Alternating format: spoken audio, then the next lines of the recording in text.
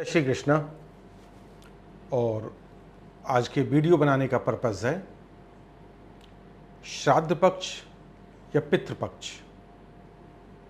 आगे आने वाले दिन 29 सितंबर से 14 अक्टूबर तक पितृपक्ष या श्राद्ध पक्ष चलेगा।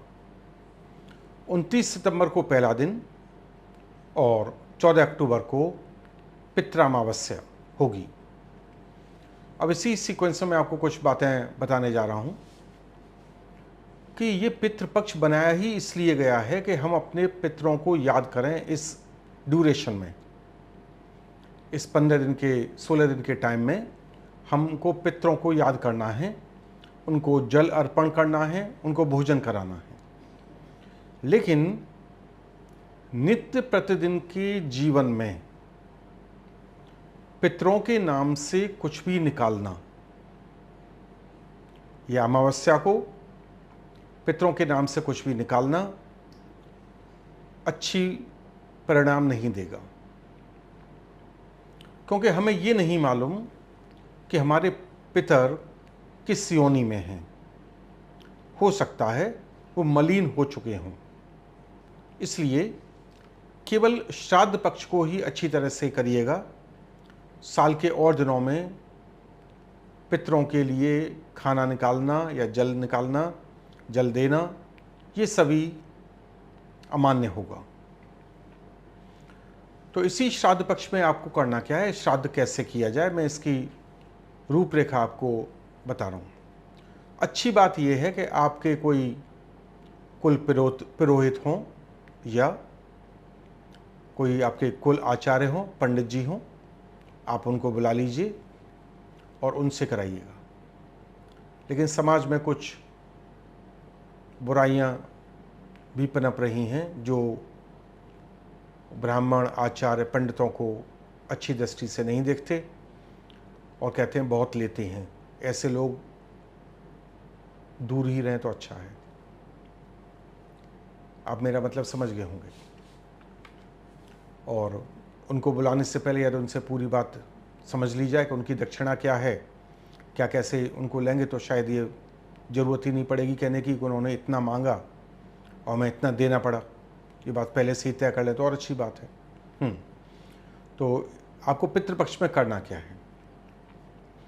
सबसे पहले करीब 11 बजे से 12 बजे के बीच में आपको जल तर्पण करना है। जल किसी तांबे के या कांसे के पात्र में होना चाहिए। जल में कुछ बूंदें गंगा जल की डालें, कुश, अक्षत, काले तिल, जौ और थोड़ा सा मिष्ठान, चाहे चीनी के 2 दाने डाल दें। जल को अर्पण करना है जमीन पर बैठ के, नीचे बैठ के। आपके दोनों हाथ घुटनों के बीच में होने चाहिए। जल को दक्षिण दिशा की तरफ मुंह करके धीमे धीमे करके, जिससे उसमें बूंद बूंद पानी गिरे, बूंद बूंद पानी गिरे, जल गिरे, इस तरह से अर्पण करना है। कहा यह जाता है पितरों का जो मुंह है बहुत छोटा होता है, पेट बड़ा होता है। तो जो छोटा मुंह होता है, इसीलिए जो आप जल अर्पण करेंगे वो बूंद बूंद करके, बहुत थोड़ा थोड़ा करके जल को अर्पण करना है। हो सकता है उसमें कुछ टाइम लग जाए तो लग जाने दीजिए।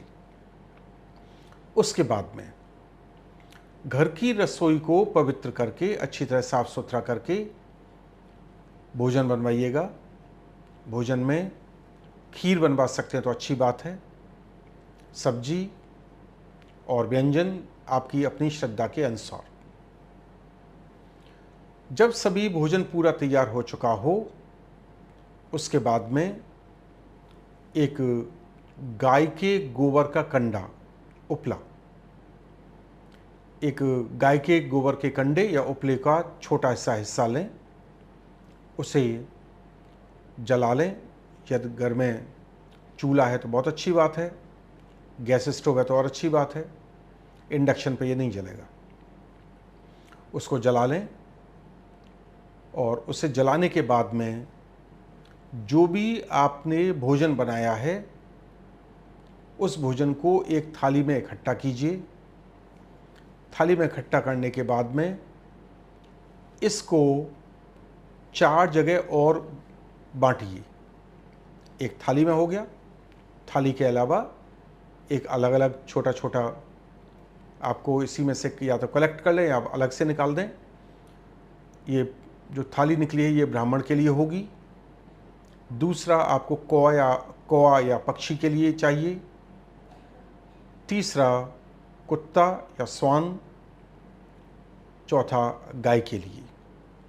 कुछ लोगों की मान्यता है कि 5 हिस्से होने चाहिए और 5वां हिस्सा चींटियों के लिए। आप कर सकते हैं, इसमें कोई नुकसान नहीं है। 4 हिस्से या 5 हिस्से। उससे करने के बाद में इसी में से सभी का थोड़ा थोड़ा अमाउंट लेके आपको जो आपने कंडे को जला रखा है उसे एक हवन कुंड में या छोटी किसी प्लेट में रख लें। उसे अग्नि को समर्पित करना है, उस कंडे के ऊपर डालना है अपने पितरों का ध्यान करते हुए। जब सभी चीज़ आप डाल चुके हों तो थोड़े जल के छींटे उसके ऊपर आपको लगाने हैं। हाथ जोड़िए और कहिए कि हमारा प्रसाद भोजन स्वीकार करें। जो थाली आपने बनाई है वो उस थाली को जो आपने घर पे ब्राह्मण या पंडित जी को बुला रखा है उन पंडित जी को श्रद्धा के साथ में भोजन कराएं। भोजन कराने के बाद में यथा योग्य दक्षिणा दें। अपनी गुंजाइश होती है, आप यदि कपड़े दे सकते हैं अपने पितरों के नाम से तो कपड़े दें, कुछ और सामान दे सकते हैं तो कुछ और सामान दें। ये सब आपके ऊपर डिपेंड करेगा। पितृपक्ष ऐसा 16 दिन का समय आ रहा है जिसमें आप अपने पितरों को खुश कर सकते हैं और उनसे आशीर्वाद लेके बहुत सारी तरक्की को प्राप्त कर सकते हैं। बहुत सारे पितरों के लिए मंत्र दे रखे हैं, लेकिन मैं आपको बताऊंगा एक छोटा सा मंत्र। यदि आप उस मंत्र का जप भी करते हैं पूरे श्राद्ध पक्ष में, वो भी आपको उतने ही सटीक परिणाम देगा। ओम पित्राय नमः। वैसे आपको बहुत सारे बड़े बड़े मंत्र मिल जाएंगे, लेकिन बहुत छोटा मंत्र ओम पित्राय नमः। तो इस तरह से आप पितृपक्ष में पितरों को भोजन और जल अर्पण कर सकते हैं। थोड़ी सी आपको कैटेगरी चेंज करनी पड़ेगी। चेंज इन द सेंस, जो पितृपक्ष का समय है उसमें भोग विलास की चीज़ें नहीं होनी चाहिए और घर में धार्मिक वातावरण,